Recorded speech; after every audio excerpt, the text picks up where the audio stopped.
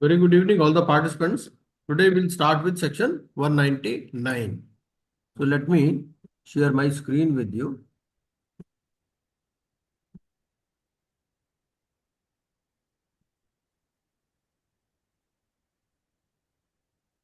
So I hope my screen is visible. Is it visible? Yes, sir. Okay. Section 199. What it says? Section 199 says that no person to function as IPA without valid certificate of registration. Right? So it says, save as otherwise provided in this code, no person shall carry on its business as insolvency professional agencies under this code and enroll insolvency professionals as its members except under and in accordance with a certificate of registration issued in this behalf by the board. Right? Now section 200. Section 200 talks of principles governing registration of insolvency professional agencies.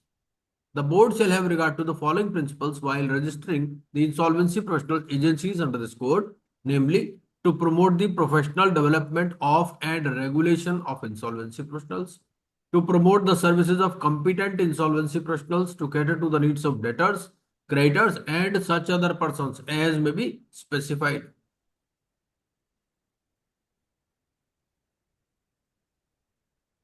To promote good professional and ethical conduct amongst insolvency professionals, to protect the interest of debtors, creditors, and such other persons as may be specified, to promote the growth of insolvency professional agencies for the effective resolution of insolvency and bankruptcy processes under this code. So these are the principles which are governing the registration of insolvency professional agency. Now section 201. 201 talks of registration of insolvency professional agency, and it says every application for registration shall be made to the board in such form and manner containing such particulars and accompanied by such fees as may be specified by regulations. So regulations 1, 2, 3, regulation 4, regulation 10. Just a minute. 619. Let us see this regulation number 4. Now what it says. ऐसे काम करता है actually. Regulation number 4. So what it says, this is regulation number 4. So a company eligible for registration as an insolvency professional may make an application to the board in Form A. So form is form number A of the schedule to these regulations along with the non-refundable application fees of 10 lakh rupees. And now whether this 10 lakh rupees is registration fees or registration fees is separate.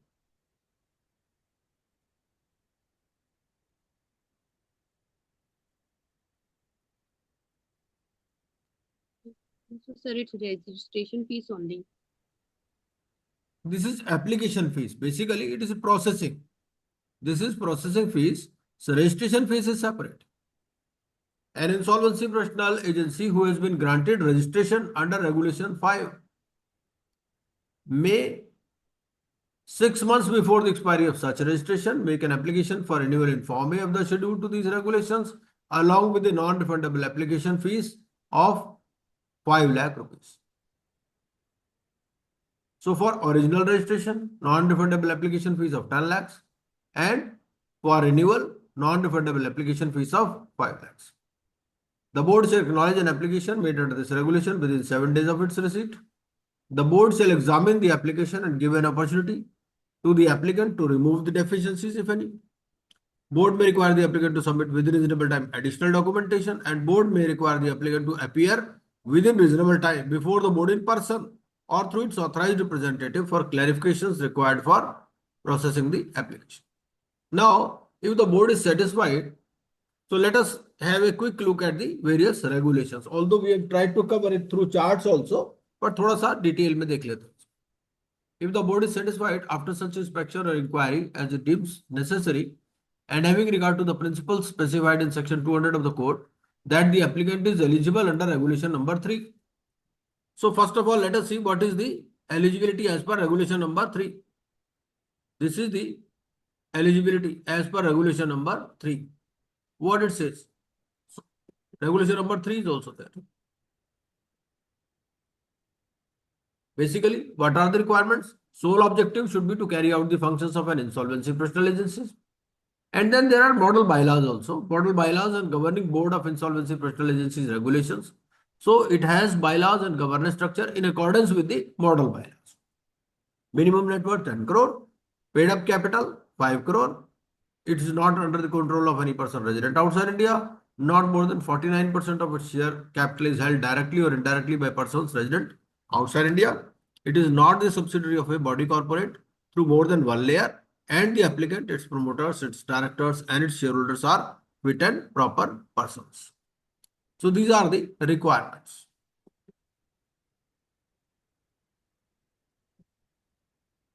And for this purpose of clause G, layer in relation to a body corporate means its subsidiary. For determining whether a person is fit and proper, the board may take into account any consideration as it deems fit, including but not limited to the following criteria, namely integrity, reputation and character, absence of conviction and restraint orders, competence including financial solvency and net.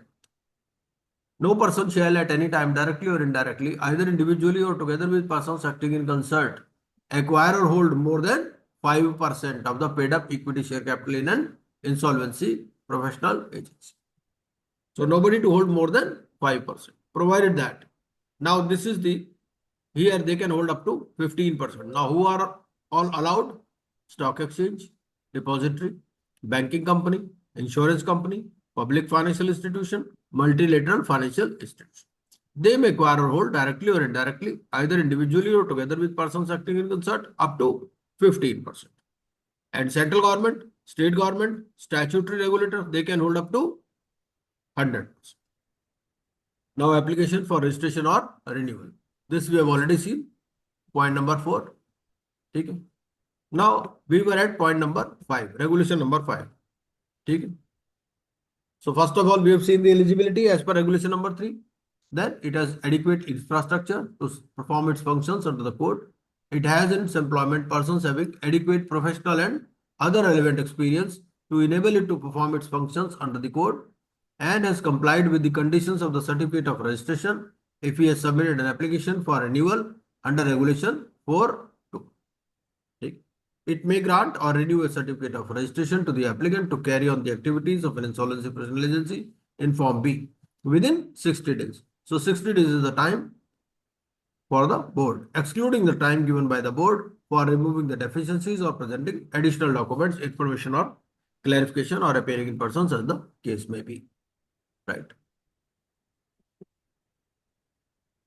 The registration shall be subject to the conditions that the insolvency professional agency shall abide by the code, rules, regulations and guidelines at all times after the grant of certificate, continue to satisfy the requirements, pay an annual fees of 5 lakhs to the board within 15 days from the date of commencement of the financial year, provided that no annual fees shall be payable. So this is the annual fees payable. Provided that no annual fees shall be payable in the financial year in which an insolvency professional agency is granted registration or renewal as the case may be. Right? Provided further that without prejudice to any other action which the board may take, any delay shall attract simple interest at the rate of 12% per annum until paid. So they have given one illustration also.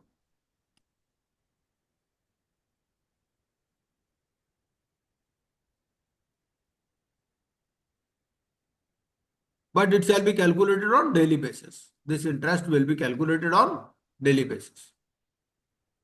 So if there is a delay of 5 days, then 5 days interest will be. Another point is seeking approval of the board where a person other than a statutory body seeks to hold more than 10% directly or indirectly of the share capital of the insolvency professional agency. So if a person other than a statutory body seeks to hold more than 10% directly or indirectly of the share capital of the IPA, then it has to seek approval of the board. Take adequate steps for redressal of grievances and abide by such other conditions as may be specified. the certificate of registration shall be valid for a period of 5 years from the date of issue. So after every 5 years, you have to get a renewal done. Now procedure for rejecting application and whether there is any time. If after considering an application made under Regulation 4, the board is of the prima facie opinion that the registration ought not be granted or renewed or be granted or renewed with additional conditions, right? It shall communicate the reasons for forming such an opinion and give the applicant an opportunity to explain why its application should be accepted within 15 days of the receipt of communication from the board to enable it to form an opinion, right? The communication under sub-regulation 1 shall be made to the applicant within 45 days. So within 45 days, board will communicate, and within 15 days, the person has to revert. After considering the explanation, it may accept the application along with the certificate of registration or reject the application by an order giving reasons thereof within 30 days of the receipt of explanation. So here 45 plus 15 plus 30. The order rejecting an application for renewal of registration shall require the insolvency professional agency to discharge pending obligations, continue its functions till such time as may be specified to enable the enrollment of its members with another insolvency professional agency and comply with any other directions as may be considered appropriate. Now, there is provision regarding surrender of registration also. So, if you want to surrender your registration, if you are an IP and you want to surrender your registration, then you have to provide the reasons for such surrender, the details of all the pending or ongoing engagements under the code of the insolvency professionals enrolled with it, right? Details of its pending or ongoing activities and the manner in which it seeks to wind up its affairs as an insolvency professional agency. The board shall within 7 days of the receipt of application publish a notice of the receipt of such application on its website and invite objections to the surrender of registration to be submitted within 14 days of the publication of notice. And after considering the application and the objection submitted, if any, the board may within 30 days from the last date of submission of objections approve the application for surrender of registration subject to such conditions as it may deem fit. And the approval under sub-regulation 3 may require the insolvency professional agency to discharge any pending obligations or continue its functions till such time as may be specified to enable the enrollment of its members with another IPA. The board, after being satisfied that the requirements of sub-regulation 4 have been complied with, shall publish a notice on its website stating that the surrender of registration by the insolvency professional agency has taken place. So basically, there will be notice. First notice will be when the application for surrender is received, then the board shall publish the notice where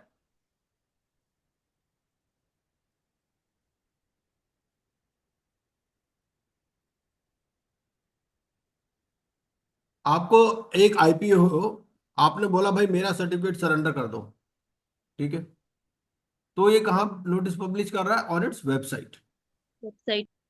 ठीक है। और जब ये complete हो जाए तब भी अपनी ही वेबसाइट पर ही कर।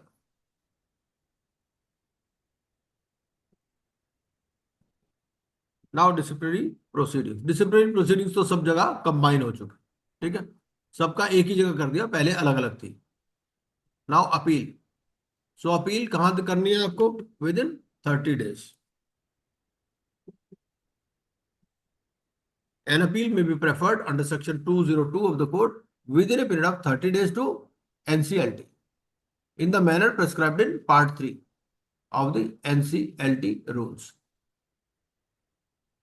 तो ये कहता है सेक्शन 202 के अंदर अपील है। अपील किसको है? एनसीएलटी को है। यस सर, है ना? हाँ एनसीएलटी रूल्स। हाँ, एनसीएलटी को करनी है आपको। Okay sir. सेक्शन 202 देख लेते हैं एक बार। क्यों नरेंद्र जी? देखना है सर। हैज अपील में भी prefer under section 202 Sir, of code. हाँ, एनसीएलटी को करनी है आपको। NCLT में होगा सर। हाँ, एनसीएलटी हम्म। हेडिंग है ना इसका। हाँ सेक्शन 202 का हेडिंग में लिखा है NCLT. Yes, yes. अब कर लेते हैं grant of principle approval. So any person who seeks to establish an insolvency professional agency may make an application for in principle approval के लिए भी आप एप्लीकेशन दे सकते हैं. ठीक है. और इसमें भी नॉन रिफंडेबल एप्लीकेशन फीस है 10 लाख. और वही criteria, fit and proper person, proposed or existing company which may receive registration would be able to meet the requirements for grant of registration. It may grant in principle approval and it shall be valid for a period not exceeding 1 year. ठीक. और तब क्या करेंगे, ये यहां पर apply कर देंगे फॉर सर्टिफिकेट ऑफ रजिस्ट्रेशन. लेकिन अब बाद में दोबारा आपको फीस नहीं देनी. ठीक है. तो शुरू में आपने क्योंकि फीस दे दी 10 लाख रुपए, है ना. तो जब इन प्रिंसिपल अप्रूवल लिया था तो 10 लाख की फीस दी थी. तो जब आप रजिस्ट्रेशन के लिए अप्लाई करोगे विद इन 1 ईयर तो आपको अलग से फीस नहीं देनी.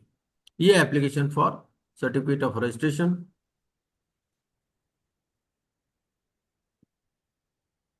ये आपका सर्टिफिकेट ऑफ रजिस्ट्रेशन. दोबारा चलते हैं हम लोग अपना, जहां पर थे हम आईपीए रेगुलेशंस. ये आईपीए के रेगुलेशंस हो गए हमारे.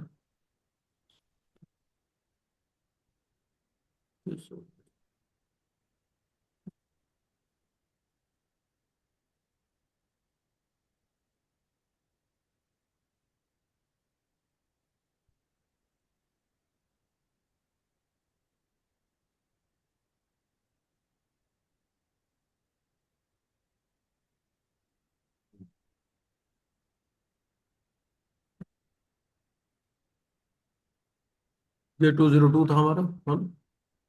हम सेक्शन 202 पर चल रहे थे, रजिस्ट्रेशन. ये सारे रेगुलेशंस हमने देख लिए.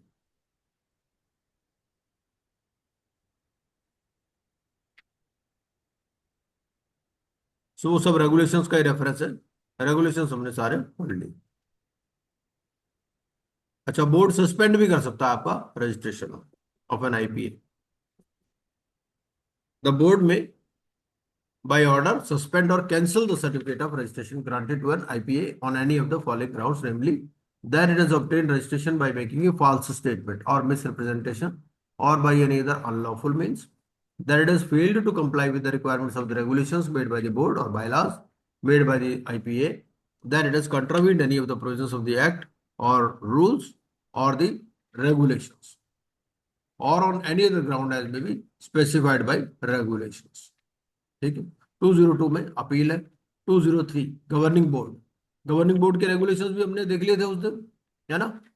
Governing board of insolvency professional agency. एक बार दोबारा से रिवाइज कर लेते हैं, इनको भी देख लेते हैं जरा. सेक्शन 203 क्या बोलता है. सेक्शन 203 बोलता है हमारा. नरेंद्र जी कुछ क्वेश्चंस किए थे मैंने डाले थे जो ग्रुप में आज, देखे थे थोड़े नहीं बहुत. किए नहीं, सर. नहीं किए सर. कोई बात नहीं, कोई बात नहीं. मैं अगले हफ्ते उनको ऑनलाइन भी करवा दूंगा, उसको लड़के को बोल के ना ऑनलाइन करवा दूंगा. मेरे ख्याल आप भी क्वेश्चंस आजकल नहीं कर रहे हैं, एमसीक्यू नहीं कर रहे हैं ना ऑनलाइन. नहीं सर, थोड़ा डिमोटिवेट हो गए हैं. पर हो जाएंगे सर, कोई इतना इशू कोई नहीं है, हो बात जाएंगे कोई सर. बात हो जाएगा. नहीं, हो कर देंगे सर, कोई इतना हाँ नहीं है हाँ, सर. कोई बात. 203 governing board of IPA. The board में for the purposes of ensuring that every IPA takes into account the objectives sought to be achieved, make regulations to specify the setting up of a governing board. भाई governing board कैसा होगा. Minimum number of independent members to be on the governing board of the IPA and the number of insolvency professionals being its members who shall be on the governing board of the insolvency professional agency. ठीक है. तो ये हमारा governing board के बारे में regulations है. एक बार देख लेते हैं गवर्निंग बोर्ड के रेगुलेशंस. उस दिन हमने कुछ किया था बट यहां पर भी एक बार देख लेते हैं. Regulation 5 onwards. ये है जी governing board regulations.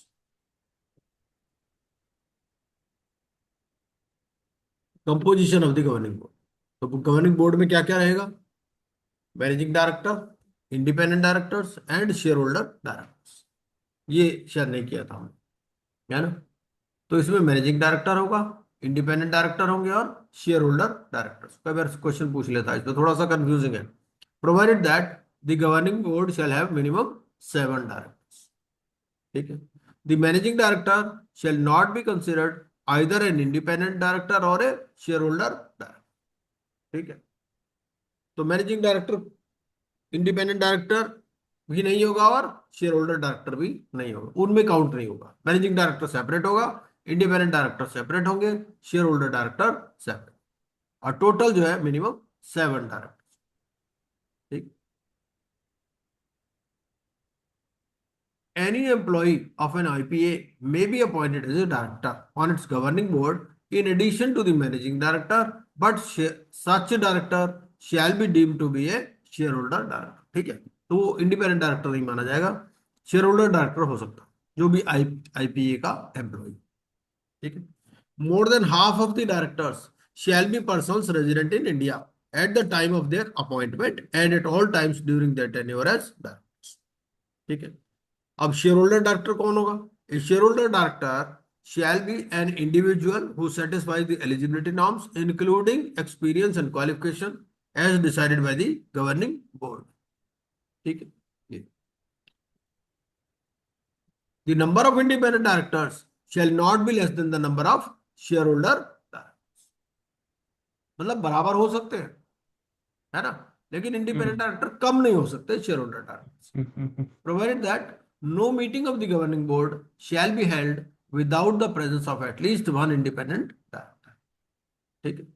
An independent director shall be an individual who is a person of ability and integrity, who has the expertise in the field of finance, law, economics, accountancy, valuation management or insolvency, who is not an insolvency professional। ये important है। ठीक है। तो ये जो independent director होगा ये insolvency professional नहीं होना चाहिए। ठीक है। Who is not a relative of the directors of the governing board, who had or has any pecuniary relationship with the IPA or any of its directors or any of its shareholders holding more than 10% of its share capital during the immediately preceding 2 financial years or during the current financial year, who is not a shareholder of the IPA। ठीक है, ये share holder भी नहीं होना चाहिए। Who is not A member of the board of directors of any of the share holders holding more than 10% of the share capital of the IPA. ठीक है। क्या मतलब इसका? इसका मतलब समझा सकते हो काजल जी? लास्ट वाले पॉइंट का क्या मतलब है? Who is not A member, independent director कौन होना चाहिए? एक इंडिविजुअल होना चाहिए। Who is not A member of the board of directors of any of the share holders holding more than 10% of the share capital of the IPA. देखो, जो IPA है उसके शेयर होल्डर तो कंपनी भी हो सकती है। तो अगर मान लीजिए आईपीए का एक शेयर होल्डर है, कंपनी है, ठीक है, उस कंपनी में बोर्ड ऑफ डायरेक्टर होंगे, तो ये जो बंदा है इंडिपेंडेंट डायरेक्टर ये उस बोर्ड का मेंबर नहीं होना चाहिए, ये मतलब। ठीक है। Who is not A member of the board of directors of any of the share holder. Board किसका होगा? बोर्ड तो कंपनी का ही होगा, इंडिविजुअल का तो बोर्ड हो नहीं सकता, है ना। तो जो भी शेयर होल्डर है, मतलब जो शेयर होल्डर कंपनीज है बेसिकली, अगर उनके बोर्ड पर कोई मेंबर है तो वो इंडिपेंडेंट डायरेक्टर नहीं हो सकता, मतलब ये। ठीक है। और ये भी है holding more than 10% of the share capital of the IP. An independent director shall be nominated by the board from among the list of names proposed by the IPA। तो आईपीए ही इसका नाम प्रपोज करेगी independent directors का। An individual may serve as an independent director for a maximum of 2 terms of 3 years each or part thereof or up to the age of 75 years, whichever is earlier। ठीक है। और second term referred to in sub-regulation 8 may be subject to a satisfactory performance review of the first term by the governing। उसके बाद में cooling of period, A cooling of period of 3 years shall be applicable for an independent director to become a shareholder director in the same or another IPA। ठीक है। अगर एक independent director है, अब वो शेयर होल्डर डायरेक्टर बनना चाहता है, ठीक है, तो उसके लिए कूलिंग पीरियड है 3 years। Not more than 1/4 of the directors shall be insolvency professionals। ठीक।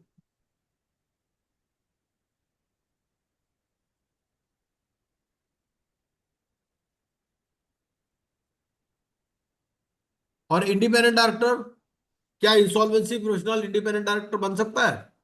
नो। नहीं, बिल्कुल ठीक। The directors shall elect an independent director as the chairperson of the governing board. A director who has any interest, direct or indirect, pecuniary or otherwise, in any matter coming up for consideration at a meeting of the governing board or any of its committees shall, as soon as possible, after relevant circumstances have come to his knowledge, disclose the nature of his interest at such meeting, and such disclosure shall be recorded in the proceedings of the governing board or the committee as the case may be, and the director shall not take part in any deliberation or decision of the governing board or the committee with respect to that. A director shall disclose any order of any authority that affects his character or reputation to the IPA within 1 week of issue of such order. ठीक है, मान लीजिए इस पे कोई corruption का charge लग गया, ठीक है, किसी भी अथॉरिटी का कोई ऑर्डर है, तो उस केस में क्या करना है, इसको इसको बताना है IPA.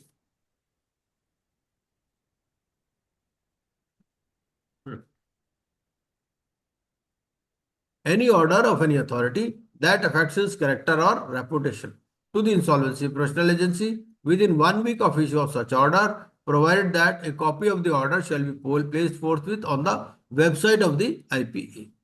Provided further that such director shall forthwith cease to be a director of the IPA where the order disqualifies him to be a director of a company. तो अगर जो भी डिस्क्वालिफिकेशन डायरेक्टर वाली अगर कोई डिस्क्वालिफिकेशन आ गई तो उस केस में क्या होगा, ये यहां पर भी डायरेक्टर नहीं रहेगा। ठीक है, तो डायरेक्टर्स की क्या डिस्क्वालिफिकेशन होती है, डायरेक्टर की क्या डिस्क्वालिफिकेशन होती है? सर अगर रिलेटेड पार्टी हो गया, section 164 companies act.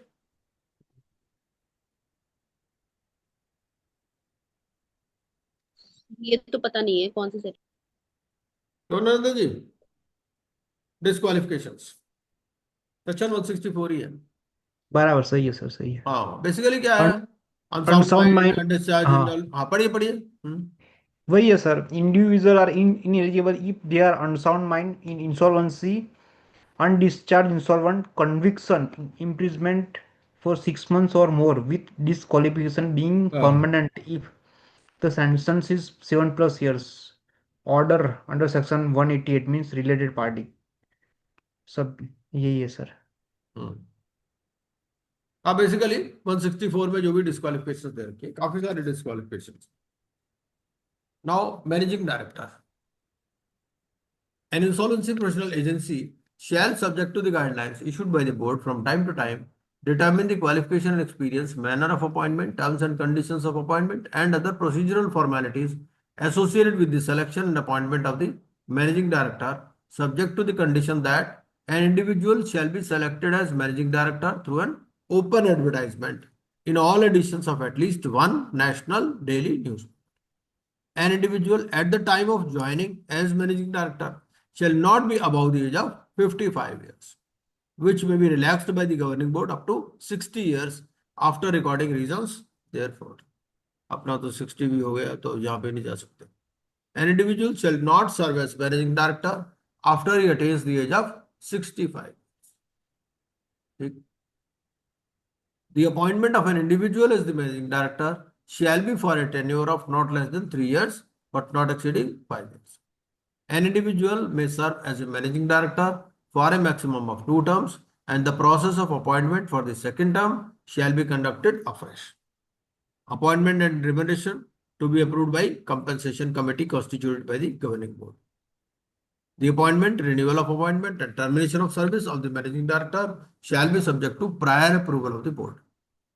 The managing director shall be liable for removal or termination of services by the governing board with the prior approval of the board for failure to give effect to the directions, guidelines and other orders. ठीक है, तो managing director को कौन terminate कर सकता है या remove कर सकता है, गवर्निंग बोर्ड, लेकिन with prior approval of the board. Board मतलब आई, for failure to give effect to the directions, guidelines and other orders issued by the governing board or the rules the articles of association or bylaws of the IPA or on the ground of misconduct or incapacity to continue in office. The board may suo motu remove or terminate the services of the managing director if it deems fit in the interest of stakeholders of the insolvency resolution process or in the public interest after giving a reasonable opportunity of being. The managing director shall be an ex officio member of the membership committee, monitoring committee, grievance redressal committee and disciplinary committee. Compliance.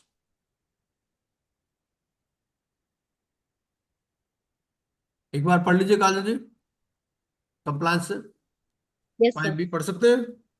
Yes, sir. हाँ. Every insolvency professional agency registered as on the date of commencement of the Insolvency and Bankruptcy Board of India model bylaws and Governing Board of Insolvency Professional Agencies Amendment Regulations 2018 shall comply with Regulations 5 and 5A within 1 year from the date of such commencement. Self-evaluation. The governing board shall evaluate its performance in a financial year within 3 months of the closure of the year in the manner decided by it. The Insolvency Professional Agency shall publish a report on self-evaluation referred to in sub-regulation 1 of its website. तो basically Compliance self evaluation governing board को खुद ही करना है. Compliance officer. Compliance Officer. An insolvency professional agency shall designate or appoint a compliance officer who shall be responsible for ensuring compliance with the provisions of the code and regulations, circulars, guidelines, and directions issued thereunder. The compliance officer shall immediately and independently report to the board any non-compliance of the provisions referred to in sub-regulation 1. The compliance officer shall submit to the board a compliance certificate annually in the format issued by the board verifying that the insolvency professional agency has complied with the provisions referred to in sub-regulation 1, provided that the annual compliance certificate shall also be signed by the managing director of the insolvency professional agency. The governing board shall appoint or remove the compliance officer only by means of a resolution passed in its meeting. अच्छा, एक बार compliance officer की definition भी देख लेते हैं. Compliance officer की definition यहाँ पर है या नहीं है. वो बेसिकली क्या कहता है कि आप उसको डेजिग्नेट कर सकते हो, है ना. बेसिकली एम्प्लॉई होगा, ऑफिसर होगा. चलिए, ये हो गए आपके model बायलास.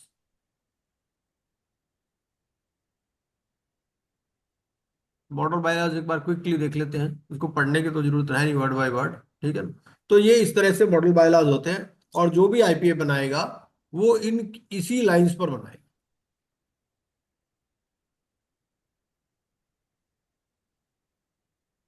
Disclosure of relationship, committees. अच्छा, ये देख लेते हैं कमिटीज ऑफ द एजेंसी. कौन कौन सी कमिटीज है, कम से कम नाम ध्यान रहे. एक एडवाइजरी कमेटी है ऑफ प्रोफेशनल मेंबर्स. उसके बाद अदर एजेंसी, अदर कमिटीज. एक तो है वन और मोर मेंबरशिप कमिटीज. एक है मॉनिटरिंग कमिटीज. फिर है grievance redressal committees with not less than 3 members, at least one of whom shall be a professional member of the agency. One or more disciplinary committees consisting of at least one member nominated by the board.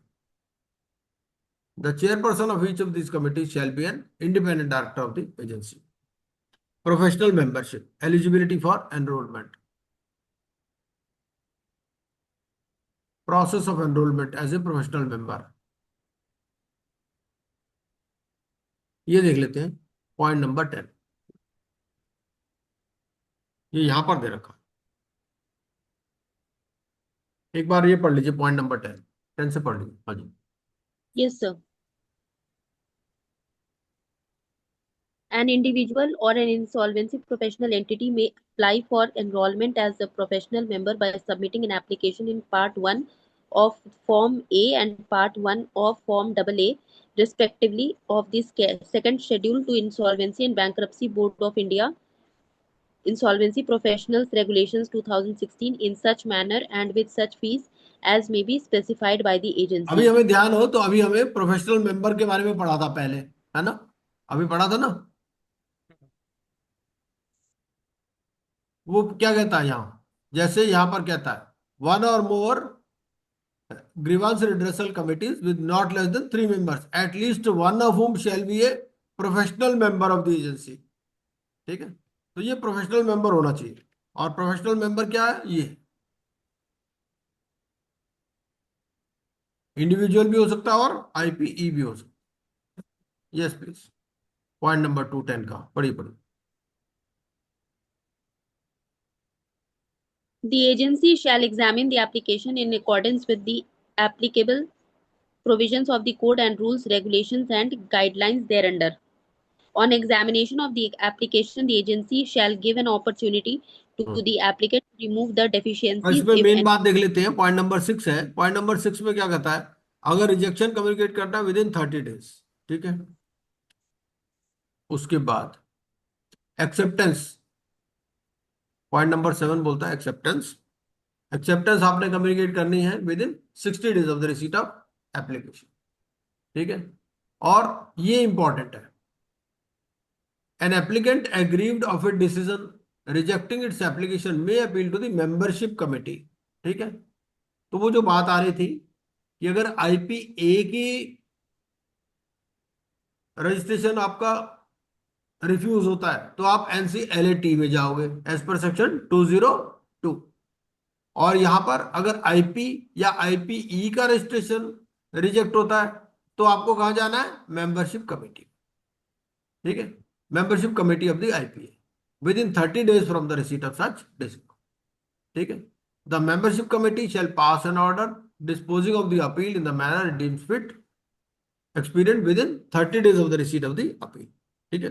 तो IP या IPE का registration अगर refuse होता है तो फिर आपको यहां पर जाना है मेंबरशिप कमेटी ऑफ आईपीए, ठीक। रजिस्टर ऑफ प्रोफेशनल मेंबर्स, इसमें कोई खास बात नहीं है। ऑथराइजेशन फॉर असाइनमेंट, ये पढ़ लेते हैं, ठीक है। 12, ये इंपॉर्टेंट रेगुलेशन है, कई बार सवाल भी पूछ लेता है, एक बार पढ़ लीजिए 12। हाँ जी। Yes, sir. The agency on an application by its professional member may issue or renew an authorization for assignment. A professional member shall be eligible to obtain an authorization for assignment if the professional member is registered with the board as an insolvency professional, is a fit and proper person in terms of the explanation to clause G of regulation 4 of the Insolvency and Bankruptcy Board of India, Insolvency Professionals Regulations 2006, is not in employment, is not debarred by any direction or order of the agency or the board, has not attained the age of 70 years, has no disciplinary proceedings pending against it before the agency or the board, complies with requirements as on the date of application with respect to payment of fee to the agency and the board, filings and disclosures to the agency and the board, continuous professional education and other requirements as stipulated under the code, regulations, circulars, directions or guidelines issued by the agency and the board from time to time. Provided that the item C, item E and item G 3 shall not be applicable for a professional member which is an insolvency professional entity registered as an insolvency professional. तो अगर An IPE है तो IPE के लिए CPE वाली requirement है, क्योंकि CPE वाली रिक्वायरमेंट पर मेंबर है ना। और इसी तरह से सी और ई भी देख लेते हैं। तो सी और ई कौन सी एप्लीकेबल नहीं है, सी वाला बात करता है is not in employment, employment तो इंडिविजुअली होगा, है ना। और ई है has not attend the age of 70 years, तो ह्यूमन नहीं अटेज कर सकते, आईपीई के तो बारे में नहीं है, तो सीई और ये G3 वाला एप्लीकेबल नहीं है। एक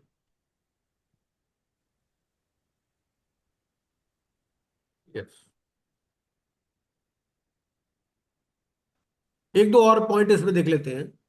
वो क्या कहता है कि an application for renewal shall be made at any time before the date of expiry of the authorization but not earlier than 90 days before the date of expiry of the authorization. मतलब ये नहीं कि आपको आज authorisation मिला तो कल कल ही आपने दोबारा रिन्यूअल के लिए अप्लाई कर दिया, नहीं, तो कम से कम 90 days पहले ही आप अप्लाई कर सकते हो, उससे पहले, not earlier than 90 days before the date of expiry of the authorization. ठीक। और रजिस्ट्रेशन आपको ग्रांट करेंगे फॉर्म बी के अंदर। अच्छा, अगर ऑथराइजेशन रिन्यू नहीं होता या रिजेक्ट हो जाता तो क्या होगा? इफ द ऑथर, और ये ऑटोमेटिक है, if the authorization for assignment is not issued, renewed or rejected by the agency within 90 days of the date of receipt of application, the authorization shall be deemed to have been issued or renewed as the case में। मतलब maximum 90 days का period दे दिया। अगर इसमें IPA renew नहीं करता तो फिर क्या होगा भाई? या तो इश्यू करे या रिन्यू करे या रिजेक्ट करे, कुछ ना कुछ उसको करना पड़ेगा 90 डेज के अंदर। अदरवाइज ये मान लिया जाएगा कि it is deemed to have been issued और रिन्यू। ये इतना कोई रेलिवेंट नहीं है तो 2020 वाला। चलिए, ये पहले वेरिएंट। अब इसकी वैलिडिटी कितनी होगी? ये ऑथराइजेशन फॉर असाइनमेंट कब तक वैलिड होगा? It shall be valid for a period of 1 year from the date of its issuance और रिन्यू। ठीक है।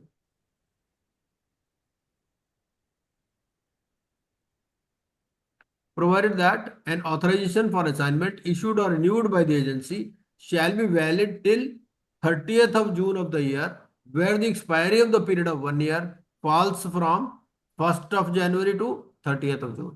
मतलब दो पार्ट कर दिए इसके। ठीक है।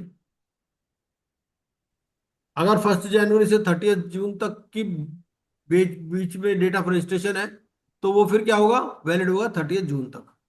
मतलब 30 जून के बाद आपको अप्लाई करना है। और 30 जून से 90 डेज पहले आप कम से कम अप्लाई कर सकते हो। और till 31st of December of the year, where the expiry of the period of 1 year falls from 1st of July to 31st of December। ठीक है। तो अब आपका मान लीजिए रजिस्ट्रेशन ग्रांटेड डेट है, आपको रजिस्ट्रेशन ग्रांट हुआ 5 जुलाई को। ठीक है। तो आपको कब अप्लाई करना चाहिए रिन्यूअल के लिए? Sir before 31st of December sir, 90 days, 31st December से पहले हमें अप्लाई कर देना है। उससे 90 डेज पहले। 90 days पहले भाई सर, हाँ उससे 90 days। Provided further that if the professional member attains the age of 70 years during this period, the authorization for assignment shall be valid till such date। ठीक है। मतलब अगर बीच में 70 साल कंप्लीट हो गए तो वो जो पीरियड है तब तक वो रहेगा। मान लीजिए 4 अप्रैल को 70 साल हो गए तो वो 30 जून तक चलेगा। ठीक है। और अगर if an applicant aggrieved of an order of rejection of its application, तो इसको कहाँ अपील करनी है? मेंबरशिप कमेटी को within 15 days from the date of reject of the order. ठीक है। और अगर आईपी या आईपीई का रजिस्ट्रेशन रिजेक्ट हो जाता है तो भी मेंबरशिप कमेटी को अपील करनी है। लेकिन कितने दिन है उसमें? उस केस में कितने दिन है? अभी तो पढ़ा ना हमने। 30 days। है। हाँ, 30 डेज है वो। ठीक है। वहां 30 डेज है और यहां पर 15 डेज है, इतना ध्यान रख लें।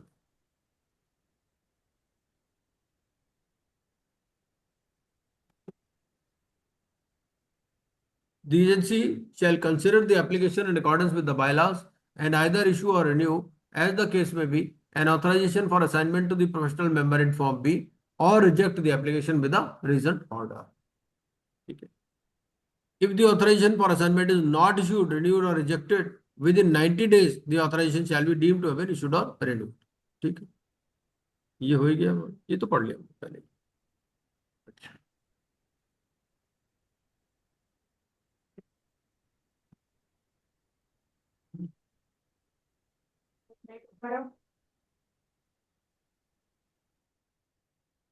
अब करते हैं duties of members. In the performance of its functions a professional member shall, ये सारे उसको ये काम करना है। Act in good faith in discharge of his duties, endeavour to maximize the value of assets, discharge it functions with utmost integrity and objectivity. अब आप देखो बार बार ना यहाँ इट्स कर दिया। क्यों इट्स कर दिया? क्योंकि वो आईपी भी हो सकता है और आईपीई भी हो सकता है। ठीक है।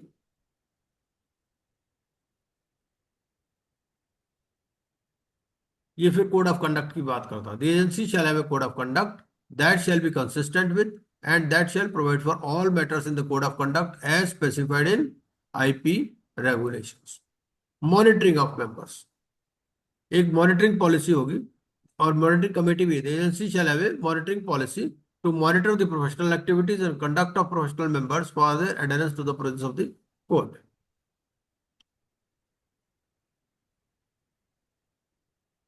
मॉनिटरिंग पॉलिसी में क्या रहेगा?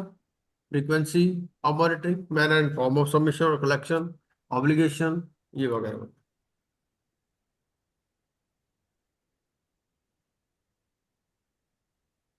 The agency shall submit a report to the board in the manner specified by the board with the information collected during monitoring, including information pertaining to details of appointments made under the code, transactions conducted with stakeholders during the period of its appointment, transactions conducted with third parties during the period of its appointment, the outcome of each appointment, grievance redressal mechanism. The agency shall have a grievance redressal policy, providing the procedure for receiving, processing, redressing, and disclosing grievances against the agency or any professional agency.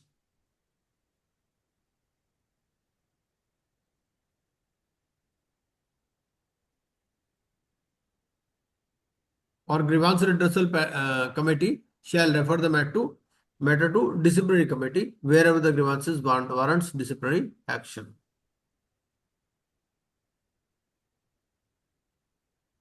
Disciplinary proceedings, तो agency में disciplinary proceeding शुरू कर सकती है जैसे board कर सकता है। ठीक है, तो the agency may initiate disciplinary proceedings by issuing a show cause notice against professional members based on the reference made by the grievance redressal committee, based on monitoring of professional members, following the directions given by the board or any court of law, or suo motu based on any information received.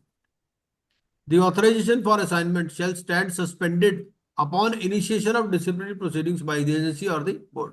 तो जैसे ही disciplinary proceeding start होती है आपका जो AFA है वो suspend हो जाएगा. ठीक है, a disciplinary proceeding shall be considered as pending against the professional member from the date he has been issued a show cause notice. तो डिसिप्लिनरी प्रोसीडिंग पेंडिंग कब मानी जाएगी? जब शो कॉज नोटिस इशू हो जाए.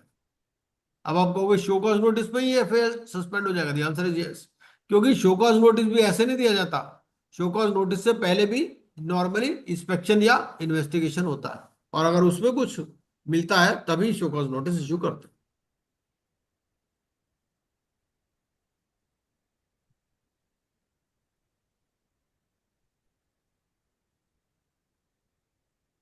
ये इंपॉर्टेंट है, penalties क्या क्या लग सकती.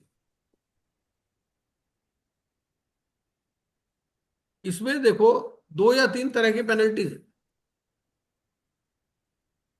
अब आप देखो इसमें आपको 1 लाख नजर आ रहा है और 2 लाख रुपए नजर आ रहा है. ठीक है, तो नेचुरली जो 2 लाख वाले वो serious contravention, up to 1 lakh और 25% of fees whichever is higher subject to a minimum of 50,000.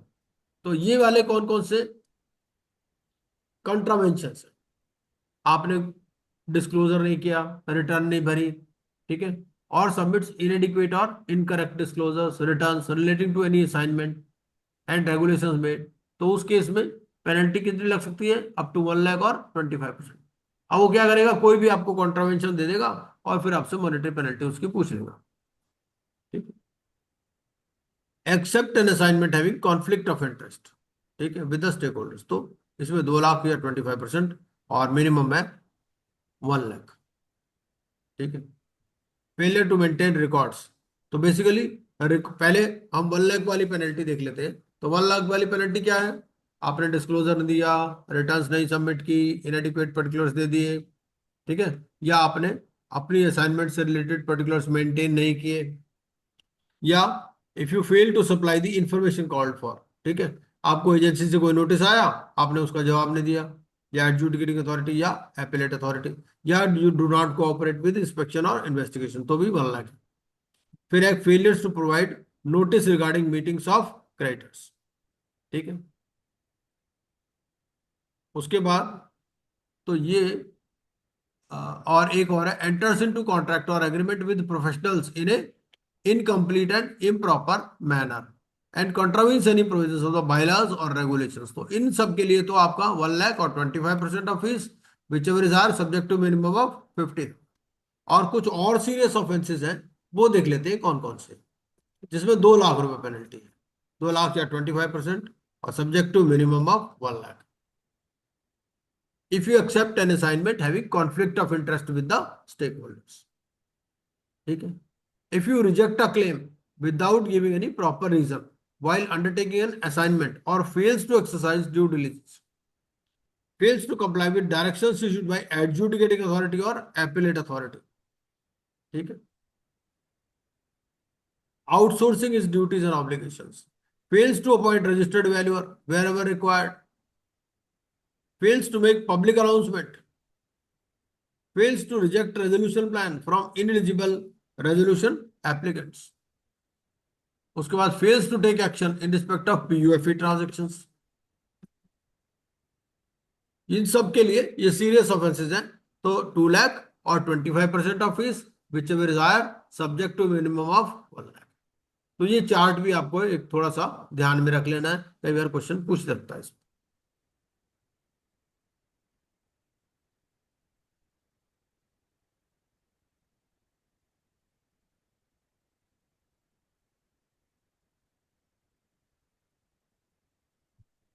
और ग्रॉस वायलेशन कब माना जाएगा? If you make a false representation or indulging in fraud for the purpose of obtaining creditors approval, contravening provisions of the code, knowingly or willingly committing or authorizing or permitting contravention, contravening provisions of the code, तो ये gross violation of the code माना जाएगा। Surrender of professional membership and expulsion from professional membership, surrender of authorization for assignment, ये तो आप AFA surrender कर सकते हो।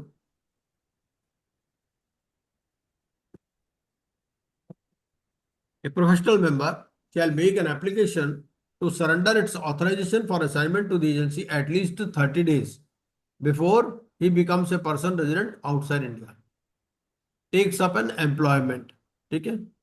तो अगर आप रेजिडेंट आउटसाइड इंडिया हो गए तो भी आपको सरेंडर करना है एफए, अगर आपने जॉब में हो चले गए तो भी करना है। If you start any business except as specifically permitted in the code and upon acceptance of such surrender, the same shall be intimated to the board by the agency within 1 working day of acceptance of surrender, ठीक है। No application for surrender of authorization for assignment shall be accepted by the agency if the authorization for assignment has been suspended, ठीक है। अगर आपका FA पहले ही suspend हो गया तो फिर आप सरेंडर की एप्लीकेशन नहीं लगा सकते। एन असाइनमेंट इज कंटिन्यूइंग और name of the professional member is included in any panel prepared by the board for undertaking assignment, ठीक है। फिर सरेंडर ऑफ प्रोफेशनल मेंबरशिप, तो पहले था सरेंडर ऑफ एएफए, ये है सरेंडर ऑफ प्रोफेशनल मेंबरशिप, ठीक है। Professional member who wishes to surrender its membership of the agency may do so by submitting an application for surrender of its membership. Upon acceptance of such surrender of its membership and completion of 30 days from the date of such acceptance, the name of the professional member shall be struck from the register of the agency and the same shall be intimated to the board, ठीक है। Any fees that is due to the agency from a professional member surrendering its membership shall be cleared prior to its name being struck from the registers of the agency. The agency may refuse to accept the surrender of membership by any professional member if there is a grievance or disciplinary proceeding pending. If it does not comply with requirements as on the date of application for surrender with respect to payment of fees to the board, a disciplinary order issued by the agency of the board, filings and disclosures to the agency and the board, मतलब सारी चीजें complete करनी है उसको, filing disclosure सब complete करना है, payment of fees करनी है, तभी सरेंडर की एप्लीकेशन एक्सेप्ट करेंगे, ठीक है। The arrangements made for the maintenance, preservation and transfer of records and other documents required to be maintained under the relevant regulations and any other requirements as stipulated under the code, rules made thereunder, regulations, circulars, directions or guidelines issued by the agency and the board from time to time. It has been appointed as an IRP, RP, liquidator or AR or bankruptcy trustee, or the appointment of another insolvency professional may be detrimental to such process. ठीक है, तो आप काम कर रहे हो as IRP, RP और दूसरे को अपॉइंट करना मुश्किल है तो भी आपका सरेंडर वाला एप्लीकेशन एक्सेप्ट नहीं करेंगे। एक्सपल्शन, एक्सपल्शन के भी प्रोविजंस है। If you become ineligible to be enrolled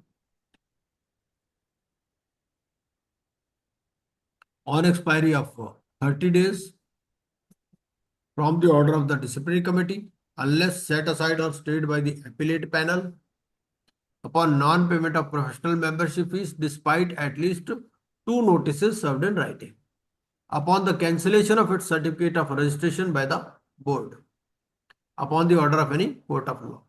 Okay. While expelling the professional member, the agency may take into account the factors provided in clause 29. ये सर्टिफिकेट ऑफ प्रोफेशनल मेंबरशिप है और ये है आपका authorisation for assignment. तो ये भी regulation हमारा कंप्लीट हो गया। अब एक बार तुम दोबारा उसको देख लेते हैं। 620 पर चलते हैं।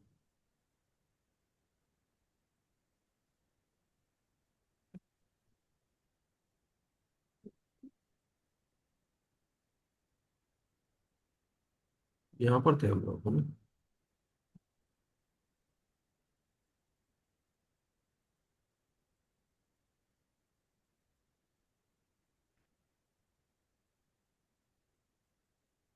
वो गवर्निंग बोर्ड वाला हो गया हमारा है ना। Functions of insolvency professional agencies 204। तो 204 क्या बोलता है? An insolvency professional agency shall perform the following functions. ये सारे फंक्शन की थ्योरी है, कोई खास बात नहीं है। 205 है insolvency professional agency to make bylaws. तो ये बायलॉस बनाएंगे जो भी कंसिस्टेंट विद मॉडल बायलॉस। और ये मॉडल बायलॉस कहाँ दे रखे हैं ये देख लेते हैं। रेगुलेशन 3 to 30, ये है रेगुलेशन 3 to 30। ये हमारे हैं model बायलॉस।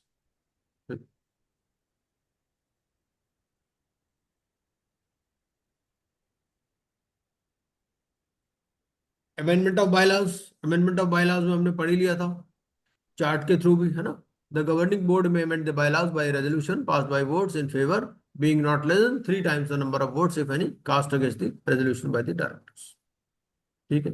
A resolution passed shall be filed with the board within 7 days from the date of its passing. An amendment shall come into effect on 7th day। ठीक है, ये chart में पूरा कवर्ड है। The insolvency professional agency shall file a printed copy of the amended bylaws within 15 days। ठीक, और ये same procedure है if you want to amend the bylaws of the IU also, same procedure बिल्कुल। Composition of the governing board ये हमने पढ़ ही लिया है ना। मैनेजिंग डायरेक्टर, कंप्लायंस ऑफिसर, ये सब हमने देख लिया है ना। ऑथराइजेशन फॉर असाइनमेंट वगैरह कवर कर लिया हमने। ठीक है,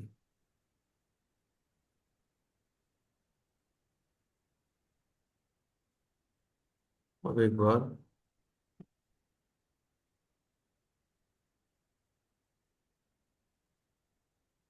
ये हो गया हमारा। हाँ, ये वायरस तो हो गया।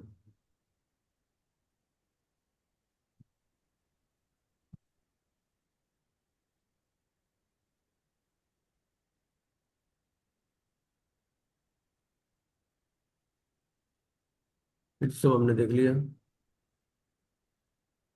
इंसॉल्वेंसी प्रोसेस जहां चलते 206। ठीक है, तो 206 का कहता है, एंड ये भी मोटा मोटा हम देख चुके हैं पहले भी, बट फिर भी थोड़ा सा एक बार रिवाइज कर लेते हैं। चार्ट में तो हमने पढ़ा था।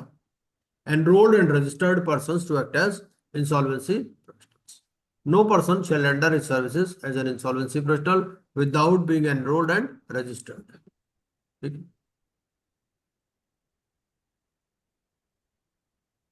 ठीक,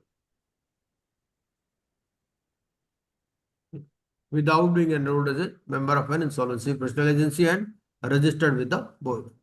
फिर 207 बात करता है आपका registration of insolvency professionals every insolvency professional shall, after obtaining the membership of any insolvency professional agency, register himself with the board within such time, in such manner, and on payment of such fees as may be specified. तो ये हमारे को regulations देखने हैं इसके, इस regulations के साथ में along with first schedule. Regulations तो हम पहले भी पढ़ चुके हैं, एक बार रेगुलेशंस भी देख लेते हैं, फिर फर्स्ट शेड्यूल देख लेते हैं रिगार्डिंग इंसॉल्वेंसी प्रोफेशनल्स। ठीक, ये हमारे रेगुलेशंस।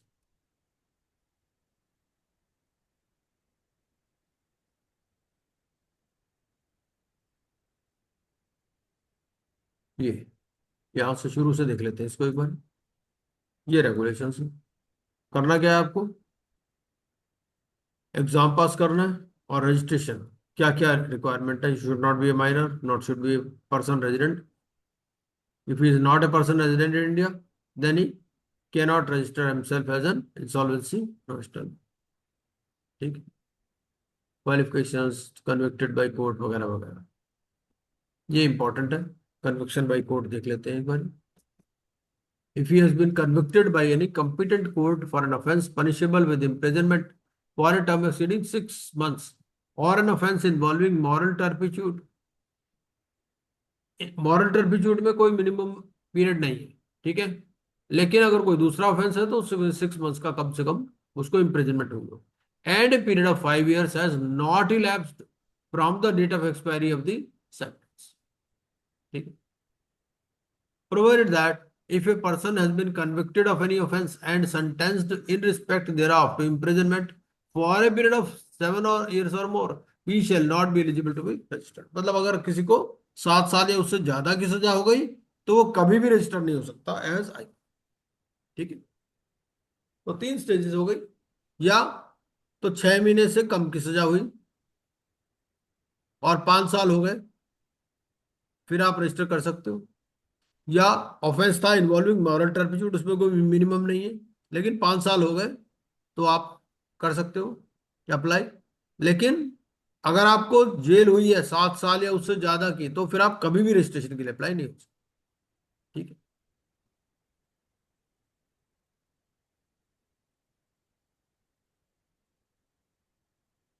क्वालिफिकेशन क्या है, ये सब जानते ही हम लोग।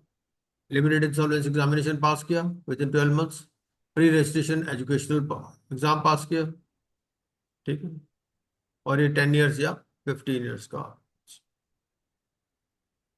10 years है in management after receiving masters degree in management, और 2 years full time post graduate diploma in management, और 15 years in management after receiving A bachelors degree. ठीक है, अगर मास्टर्स डिग्री है तो 10 साल है, और बैचलर डिग्री है तो 15 years।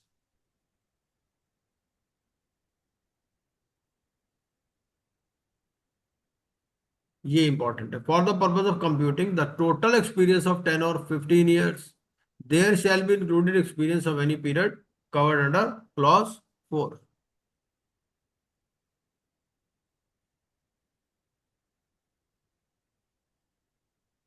ये the total experience of 10 years under clause 4, there shall be included experience of any period under any of the items of that sub clause. जैसे मान लीजिए कई बार क्या होता है, चार्टर्ड अकाउंटेंट है, मान लीजिए वो 6 साल तक सीए रहा, बाद में उसने बार काउंसिल की मेंबरशिप ले ली, ठीक है ना, वो एज एन एडवोकेट एनरोल हो गया, तो बाकी पीरियड वहां से काउंट हो जाएगा। इस तरह से मतलब मिक्स करके भी हो सकता है, ये बताओ। ठीक है, where an individual has experience of 9 years under subclause 3 and experience of 6 years under clause subclause 4, he shall be considered as experience of 15 years। Application for registration।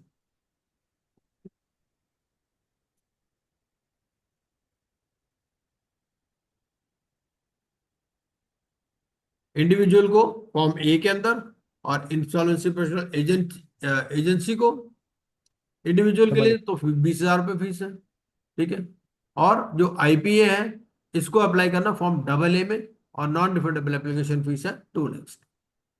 ठीक, और बोर्ड सर्टिफिकेट ग्रांट करेगा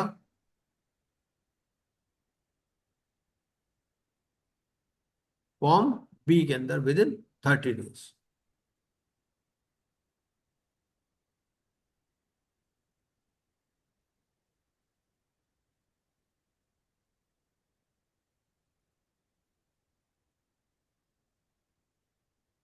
ये हो गया, ये एग्जांपल दे रखा है, आप देख लीजिएगा, बहुत बात नहीं है।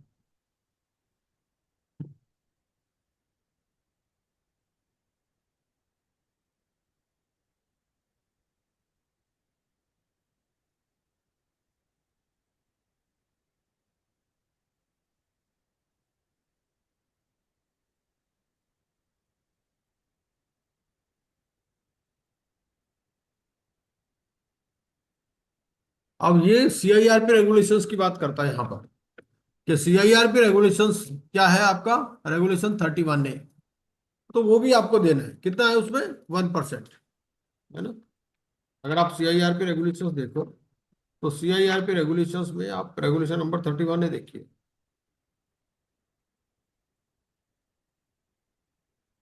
वो 31 में बात करता है आपका 1% फीस का, तो जो भी आपकी टर्नओवर है उसका आपको 1% देना।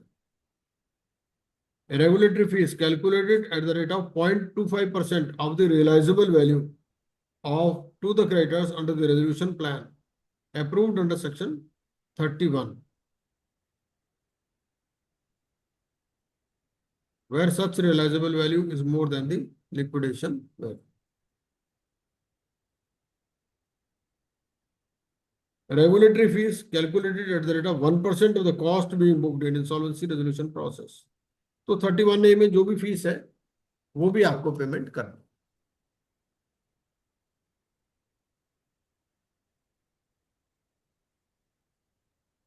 Take prior permission of the board for shifting its professional membership from one insolvency professional agency to another, after receiving no objection from both the concerned insolvency professional agencies.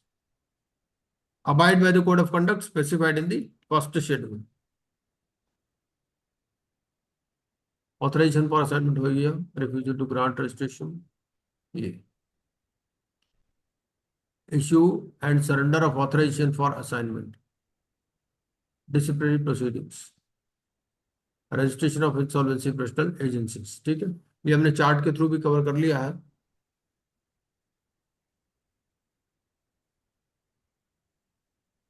First schedule ये most important है, इसको आज थोड़ा सा time लगा देते हैं, इस पे कर देते हैं कुछ काम।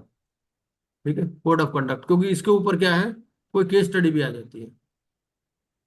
Integrity and objectivity, an insolvency professional must maintain integrity by being honest, straightforward and forthright in all professional relationships.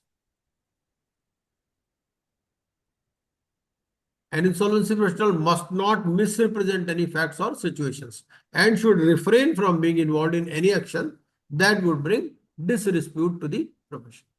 An insolvency professional must act with objectivity in its professional dealings by ensuring that its decisions are made without the presence of any bias, conflict of interest, coercion, or undue influence of any party, whether directly connected to the insolvency proceedings or not. An insolvency professional must disclose the details of any conflict of interest to the stakeholders whenever he comes across such conflict of interest during an assignment. An insolvency professional appointed as an IRP, RP, liquidator, or bankruptcy trustee should not itself acquire directly or indirectly any of the assets of the debtor, nor knowingly permit any relative to do so. देखो यहां पर भी दे दिया, कई जगह क्या लिखा है कि आप with the permission of adjudicating authority ले सकते हो, लेकिन कोड ऑफ कंडक्ट में क्या कह दिया, कोड ऑफ कंडक्ट में कह दिया आपको लेने ही नहीं है डायरेक्टली इनडायरेक्टली। ठीक है, और अपने रिलेटिव को भी नहीं परमिट कर। ये तो हो गया हमारा इंटेग्रिटी एंड ऑब्जेक्टिविटी। अब वो क्या करता है एग्जाम में, एग्जाम में आपको एग्जाम्पल दे देगा और वो ये कह देगा ये बताओ कि it is an example of integrity and objectivity या इंडिपेंडेंस एंड इम्पार्शियलिटी, है ना। कुछ कुछ इन्होंने दे रखी, या प्रोफेशनल कॉम्पिटेंस, इस तरह से।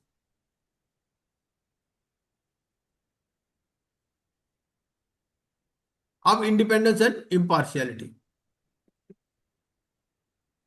एक बार पढ़ लीजिए काजल जी, इंडिपेंडेंस एंड इम्पार्शियलिटी क्या कहता। Yes, sir.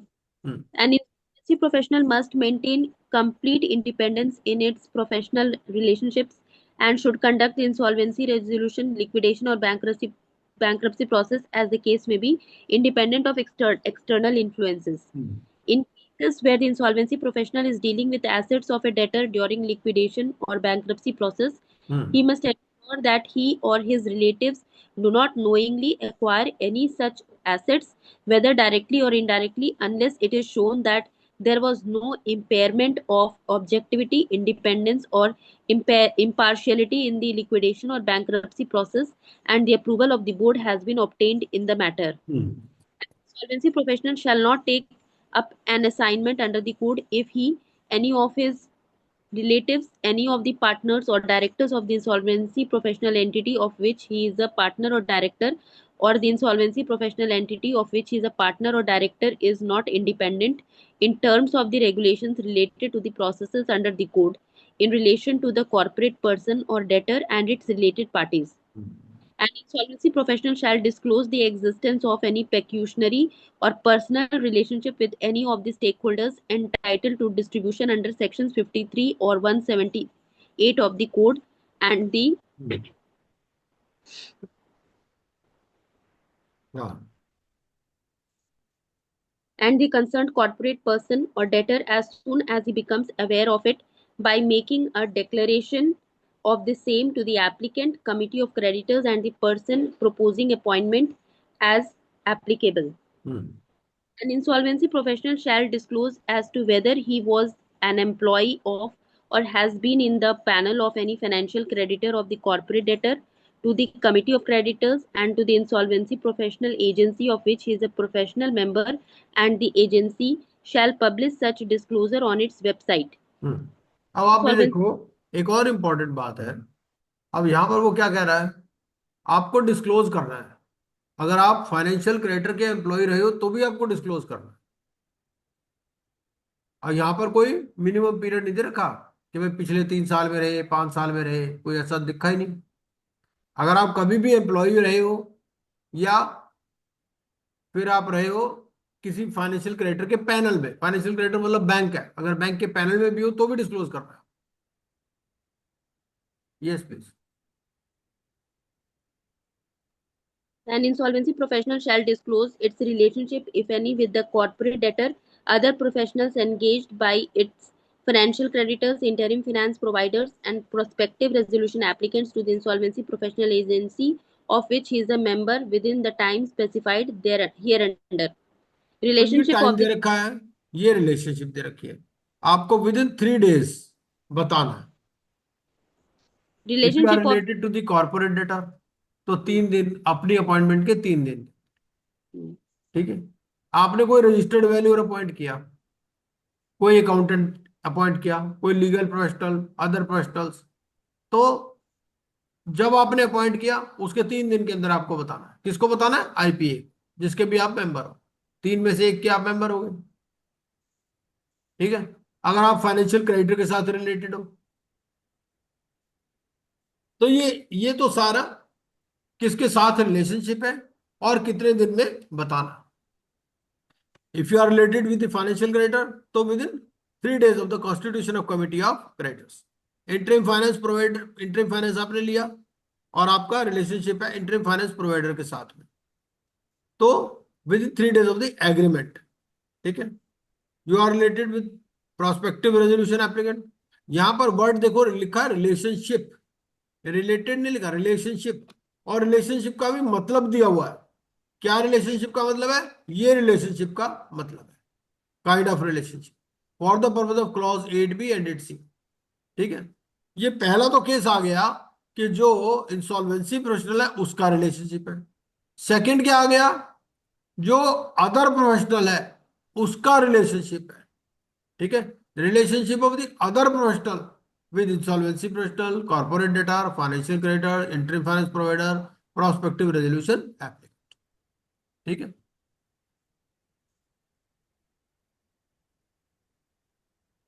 और रिलेशनशिप का क्या खास मतलब है? ये नहीं कि 524 देखना है ना, वो नहीं है यहाँ पर। यहाँ रिलेशनशिप का मतलब अलग है। एक बार पढ़ लीजिए क्या रिलेशनशिप का मतलब है। Kind of relationship and nature. पढ़ लीजिए काजल जी एक बार, So, एक्सप्लेनेशन से पढ़ लीजिए, for the purpose of clauses. okay, for the purposes of clause 8b and 8c above, relationship shall mean any one or more of the following four kinds of relationships at any time or during the 3 years preceding the appointment of other professionals. Kind of relationship A, nature of relationship, where the insolvency professional or the other professional, as the case may be, has derived 5% or more of his or its gross revenue in a year from professional services to the related party. B, where the insolvency professional or the other professional, as the case may be, is a shareholder, director, key managerial personnel, or partner of the related party. C, where a relative or spouse, parents, parents of spouse, sibling of self and spouse, and children of the insolvency professional or the other professional, as the case may be, has a relationship of kind A or B with the related party. D, where the insolvency professional or the other professional, as the case may be, is a partner or director of a company, firm, or LLP, such as an insolvency professional entity or registered valuer, the relationship of kind A, B, or C of every partner or director of such company, firm, or LLP with the related party. अब आप देखिए, आप एक company में insolvency professional appoint हो गए, ठीक है,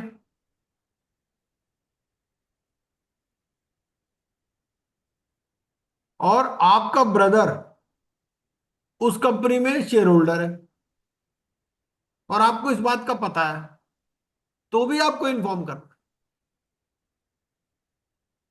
क्या क्या कवर है? Spouse, parents, parents of spouse, sibling of self spouse, sibling मतलब भाई बहन, आपके भी और आपके स्पाउस के भी, and children of the insolvency professional or the other professional, as the case may be, has a relationship of kind A or B with the related party। मतलब ये कि आप एक कंपनी के आईपी अपॉइंट हुए, आपका ब्रदर जो है वो एक कंसल्टेंसी फर्म चला रहा है और उसको 5% मिल रहा है उस सीडी से, तो भी आपको डिस्क्लोज करना है। मतलब यहां पर ऐसा नहीं कि आप डिस्क्वालिफाइड हो, आप अपॉइंट हो सकते हो, लेकिन आपको ये डिस्क्लोज करना है, आपको पता है तो। ठीक है, कब डिस्क्लोज करना है? जब आपको पता चले उसके 3 दिन के अंदर। ठीक है, तो ये इंपॉर्टेंट है, ये रिलेशनशिप।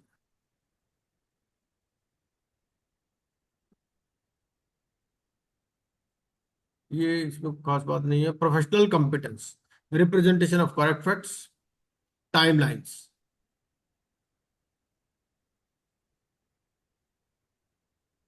Information management.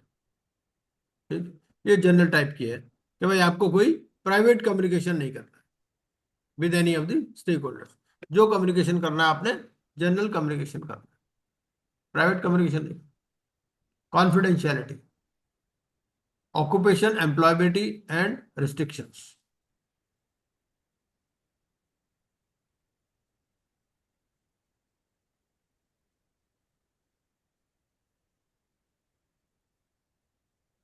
भाई अगर आपके पास टाइम नहीं है तो फिर आपको असाइनमेंट नहीं लेना।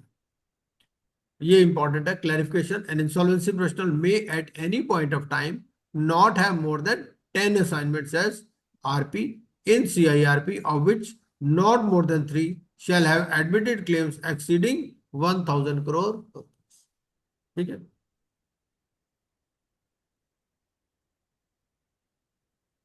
सिर्फ CIRP असाइनमेंट्स की बात कर रहा है, बाकी उसने ऊपर जनरल बता दिया कि भाई अगर आपके पास टाइम ही नहीं है तो मत लो आप।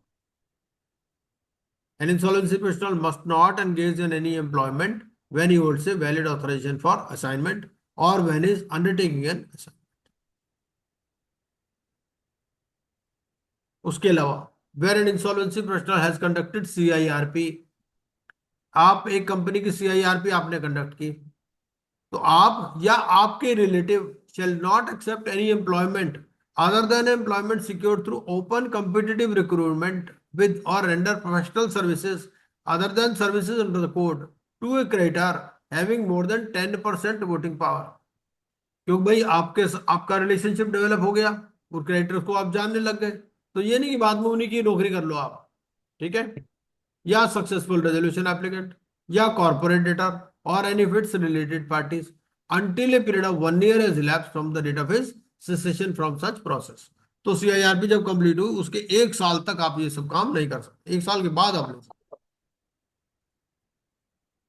An insolvency professional shall not engage or appoint any of his relatives or related parties for or in connection with any work relating to any of his assignments. Remuneration and costs.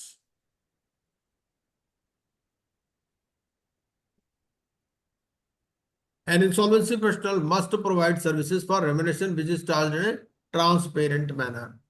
An insolvency professional shall disclose the fees payable to it, the fees payable to the IPE, and the fees payable to professionals engaged by it to the IPA, of which is a professional member, and the agency shall publish such disclosure on its website.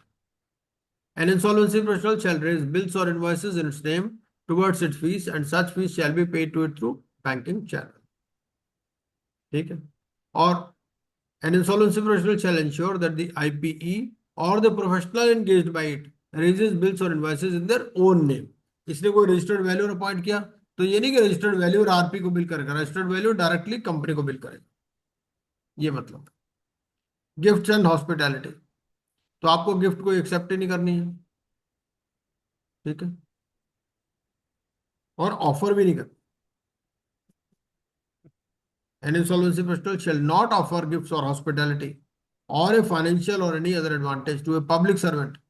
ऐसा नहीं आप NCLT पहुंच जाओ भाई हमें काम दे दो ना, और any other person including intending to obtain or retain work for himself or to obtain or retain an advantage in the conduct of profession for himself. ये फिर फॉर्म ए है आपका। फॉर्म ए आ गया application for registration,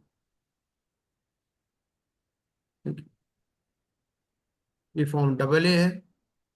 form B हो गया certificate of registration. फिर ये फॉर्म सी है रिकॉग्निशन के लिए, और फॉर्म डी है आपका certificate of recognition. Form E हो गया आपका annual statement of professional fees. Form E A है आपका, ये उसके लिए होगा, आईपी के लिए होगा मेरे को, स्टेटमेंट ऑफ फीस।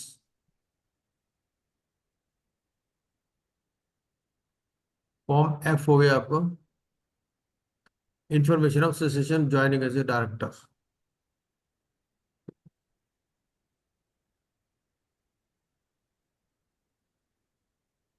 ये फॉर्म जी है annual statement of services rendered by an IPE. Form H हो गया आपका कंप्लायंस सर्टिफिकेट।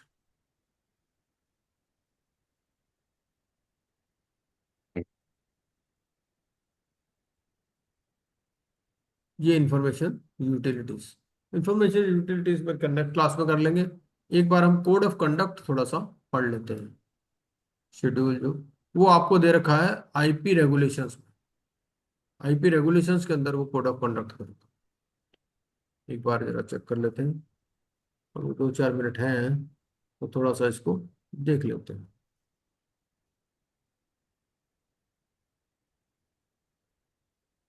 क्योंकि उससे मिलता जुलता है ना जो आज हमने पढ़ा।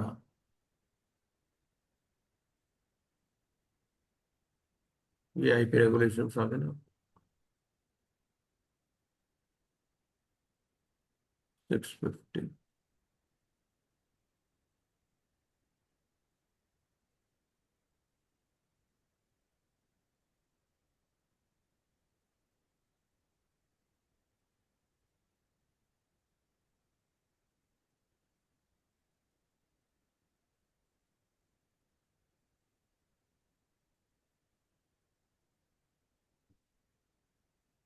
हाँ तो ये कोड ऑफ कंडक्ट तो हमने पढ़ ही लिया। हाँ ये फर्स्ट ऑफ ये पढ़ लिया हमने कोड ऑफ कंडक्ट ना, ये तो कंप्लीट कर ही लिया। इंटेग्रिटी इन ऑब्जेक्टिविटी, ये सारा कोड ऑफ कंडक्ट में ही आ रहा है ना। पेनल्टीज के बारे में भी पढ़ लिया। तो ठीक है, आज का सत्संग यही समाप्त करते हैं। बाकी कल हम क्या करेंगे, कल केस लॉस करेंगे, ठीक है।